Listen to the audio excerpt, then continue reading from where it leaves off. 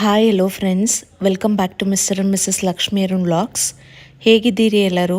ನಾವು ಚೆನ್ನಾಗಿದ್ದೀವಿ. ನೀವು ಕೂಡ ತುಂಬಾ ಚೆನ್ನಾಗಿದ್ದೀರಾ ಅಂತ ಭಾವಿಸ್ತೀನಿ. ಇವತ್ತು ಅಮ್ಮ ಅಕ್ಕನೂ ಭಾವ ಜೊತೆ ದೇವಸ್ಥಾನಕ್ಕೆ ಹೋಗ್ತಿದ್ದಾರೆ, ಅವ್ರ ಮನೆ ದೇವ್ರಿಗೆ. ಅದಕ್ಕೆ ಅಮ್ಮ ಬೆಳಗ್ಗೆನೇ ಬೇಗ ಎದ್ದು ಸ್ನಾನ ಮಾಡಿ ರೆಡಿ ಆಗಿದ್ರು. ಪಾಪುನ ನೋಡ್ಕೋತಾ ಇದ್ರು. ನಾನು ಟೊಮೆಟೊ ಬಾತ್ ಮಾಡಿದ್ದೆ. ಇದ್ರು ಹೊರಗಡೆ ಹೋಗ್ತಾರೆ ಅಲ್ವಾ, ಸೊ ಅಲ್ಲಿ ಅಚ್ಚೆ ತಿನ್ನೋದಕ್ಕಾಗಲ್ಲ ಅಂತ ಹೇಳಿಬಿಟ್ಟು ಸ್ವಲ್ಪ ಬಾಕ್ಸಲ್ಲಿ ಹಾಕಿ ಎಲ್ಲರಿಗೂ ಕೊಟ್ಟು ಕಳಿಸಿದ್ದೆ. ನಮ್ಮ ಭಾವನು ಅಕ್ಕ ಮತ್ತು ರಿತ್ವಿಕ್ ಹೇಳಿದ್ರಂತೆ ಟೇಸ್ಟಿಯಾಗಿತ್ತು ಅಂತ. ಖುಷಿ ಆಯಿತು.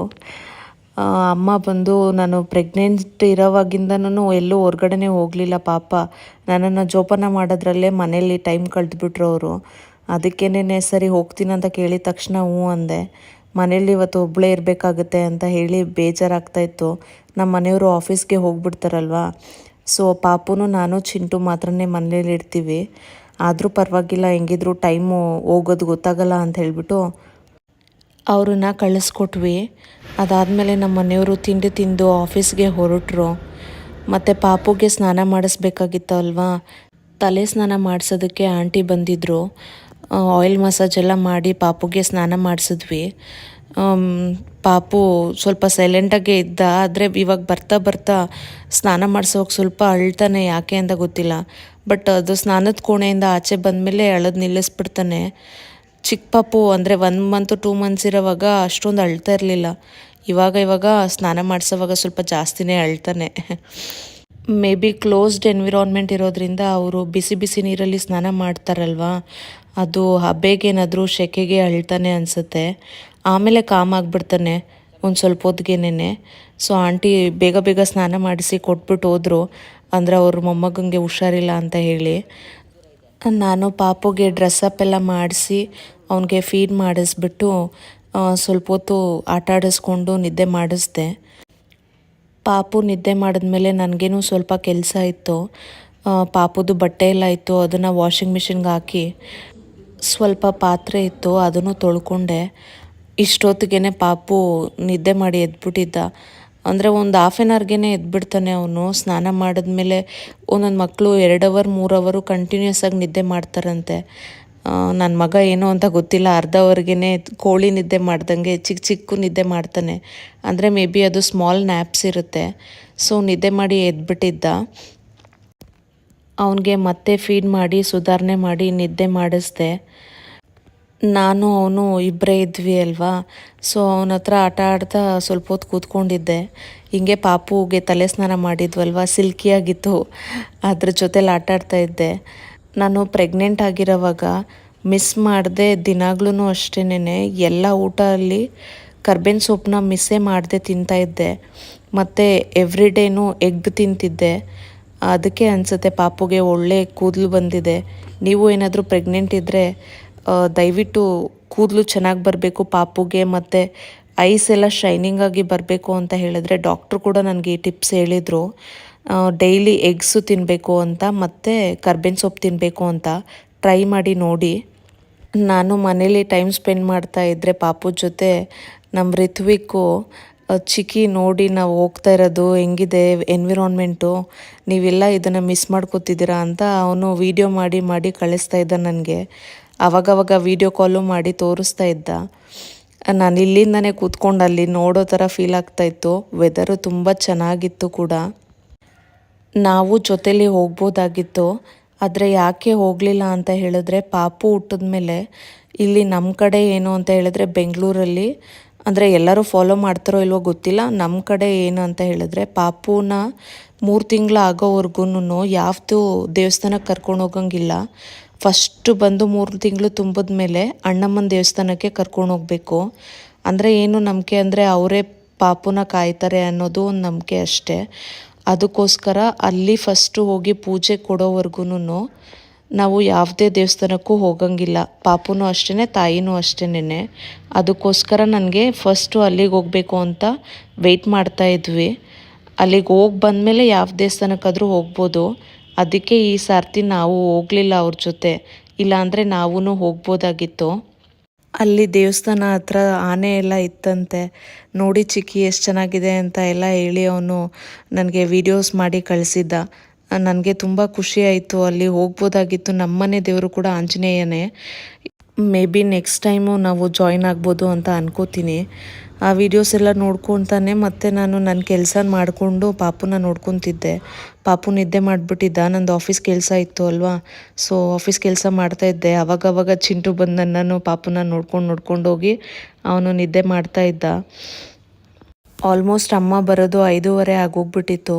ತುಂಬಾ ಲೇಟಾಗಿತ್ತು. ಆ್ಯಕ್ಚುಲಿ ಪಾಪುಗೆ 3 ತಿಂಗಳು ತುಂಬಿದ್ದಾಗಿದೆ.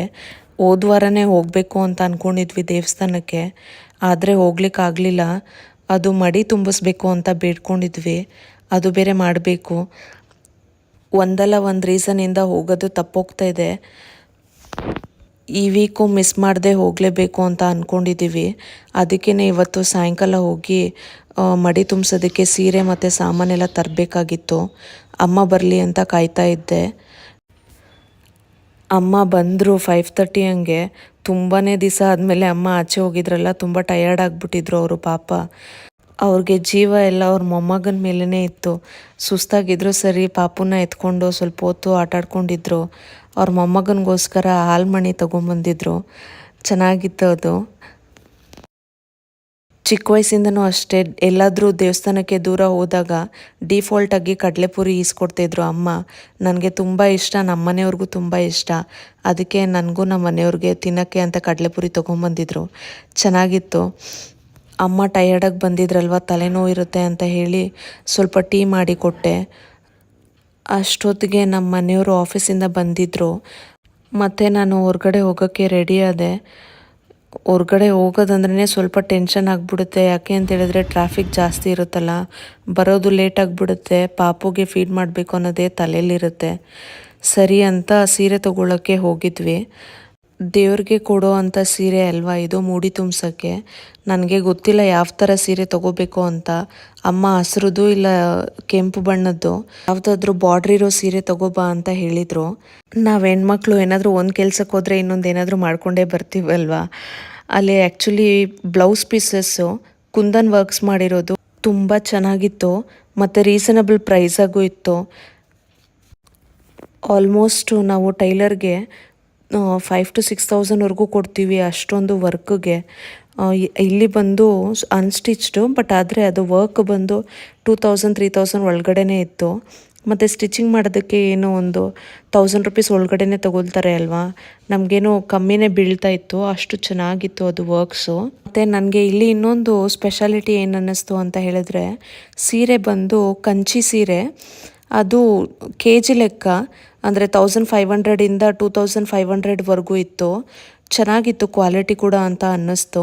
ಅಂದರೆ ಯಾರಾದರೂ ಈ ಥರ ತೊಗೋಬೇಕು ಅಂತ ಹೇಳಿದ್ರೆ ಚೆನ್ನಾಗಿರುತ್ತೆ ಅಂತ ಅನಿಸುತ್ತೆ. ಅಂದರೆ ಇದರಲ್ಲಿ ಹೆವಿ ವೆಯ್ಟೆಡ್ ಸ್ಯಾರೀಸಿಂದ ಹಿಡಿದು ಸ್ವಲ್ಪ ಲೈಟ್ ವೆಯ್ಟೆಡ್ ಸ್ಯಾರೀಸು ಇದ್ದಾವೆ. ಅಂದರೆ ಪೀಸ್ ಲೆಕ್ಕ ತೊಗೊಂಡ್ರೆ ಒಳ್ಳೇದಾ ಇಲ್ಲ KG ಲೆಕ್ಕ ತೊಗೊಂಡ್ರೆ ಒಳ್ಳೇದಾ ನನಗೂ ಗೊತ್ತಿಲ್ಲ. 1 KGಗೆ ಎಷ್ಟು ಸೀರೆ ಬರ್ಬೋದು ಅಂತಲೂ ನನಗೆ ಗೊತ್ತಿಲ್ಲ. ಬಟ್ ಆದರೆ ಅದು ಒಂಥರ ಸ್ಪೆಷಲ್ ಅನ್ನೋ ಥರ ಅನ್ನಿಸ್ತು. ನಾನು ಇಲ್ಲಿ ಸೀರೆ ಸೆಲೆಕ್ಟ್ ಮಾಡ್ತಾಯಿದ್ರೆ ನಮ್ಮ ಮನೆಯವರು ಬೋರಿಂಗಾಗಿ ಅಲ್ಲಿ ವಾಕಿಗೆ ಹೋಗ್ಬಿಟ್ಟಿದ್ರು. ಅಂದರೆ ಹೆಣ್ಮಕ್ಳು ಸೀರೆ ಉಡ್ಕೋದ್ಬಿಟ್ಟು ಬೇರೆ ಎಲ್ಲ ನೋಡ್ಕೊಂಬರ್ತಾರೆ ಅನ್ನೋದು ಅವ್ರಿಗೆ.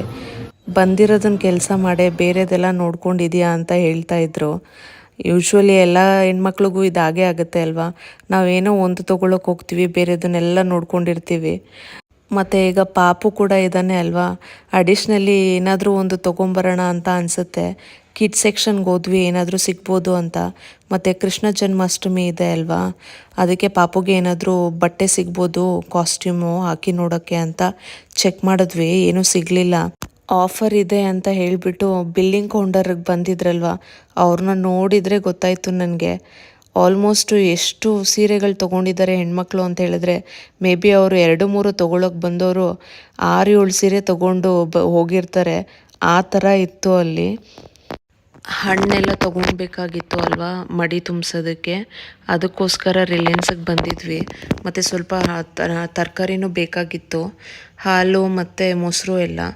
ಹಣ್ಣುಗಳಂತೂ ತುಂಬಾ ರೇಟ್ ಆಗಿಬಿಟ್ಟಿದೆ. ಅದು ಯಾಲಕ್ಕಿ ಬಾಳೆಹಣ್ಣಂತೂ ನೋಡೋದಕ್ಕೆ ಚೆನ್ನಾಗೇ ಇರಲಿಲ್ಲ. ಎಷ್ಟು ಚಿಕ್ಕದಾಗಿದೆ, ಆದರೆ ಪ್ರೈಸ್ ಮಾತ್ರ 150 ರೂಪೀಸ್ ಅಂತೆ. ಮತ್ತು ಪೊಮೊಗ್ರಾನೇಟ್ ಅಂತೂ 280 ರೂಪಾಯಿ ಆಗಿತ್ತು. ಆ್ಯಪಲ್ ಅಂತೂ ಕೇಳೋದೇ ಬೇಡ. ಒಂದೊಂದು ಹಣ್ಣು ತರಕಾರಿನೂ ಅಷ್ಟೇ ತುಂಬಾ ರೇಟ್ ಆಗಿಬಿಟ್ಟಿದೆ ಇವಾಗ. ಆಮೇಲೆ ಗಂದಿಗೆ ಅಂಗಡಿಗೆ ಹೋಗಿದ್ವಿ, ಮಡಿ ತುಂಬಿಸೋದಕ್ಕೆ ಸಾಮಾನೆಲ್ಲ ಬೇಕಾಗಿತ್ತು ಮತ್ತು ಪೂಜೆ ಸಾಮಾನು ಬೇಕಿತ್ತಲ್ಲ ಅದಕ್ಕೋಸ್ಕರ.